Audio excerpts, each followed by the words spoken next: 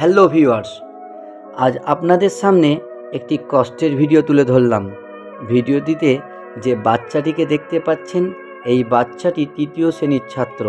গত কয়েকদিন আগে ঘুড়ি ওড়ানোর সেই লাইলন সুতোর আঘাতে এই বাচ্চাটির আঙুল ক্ষতবিক্ষত হয়ে যায়। বাচ্চাটির মা আমার এলাকায় থাকা ডাক্তারবাবুদেরকে দেখানোর পরেও তার কোনো সুরাহা হয়নি। আঘাত পাওয়ার 3 দিন পর আমার কাছে প্রাইভেট পড়তে যায়। আমি তার আঙুল দেখা মাত্রই চমকে উঠি। তারপর বাচ্চাটির পরিবারের পারমিশন নিয়ে ছুটলাম স্টেট জেনারেল হাসপাতালে। সেখানে গিয়ে প্রথমত আউটডোরে দেখিয়ে ডাক্তারবাবুকে সমস্ত কিছু বললাম। বলার পরে তিনি বললেন শিশু ডাক্তার দেখাতে। আমি ছুটে গেলাম 19 নম্বর রুমে।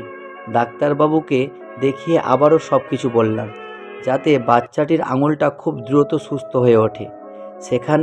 সেখান থেকে ডাক্তারবাবু আমাকে জানালেন, আঙুলের যা পরিস্থিতি তাতে খুব ভয়ানক হতে পারে, তাই তুমি দ্রুত ওকে সার্জেন্ট ডাক্তারবাবুর ঘরে নিয়ে যাও।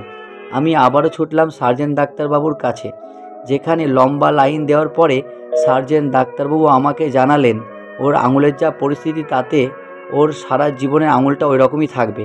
তবুও আমি ডাক্তারবাবুকে অনুরোধ করলাম। ডাক্তারবাবু ডেইলি ড্রেসিং লিখে দিলেন। তারপরে বাচ্চাটিকে নিয়ে ড্রেসিং করিয়ে বাচ্চাটিকে নিয়ে বাড়ি ফিরে আসলাম। ভিডিওটি শেষ হতে হতে আপনাদেরকে বলবো, পরিবেশের শত্রু এই লাইলন সুতো থেকে আপনারা আপনাদের সন্তানকে দূরে রাখবেন।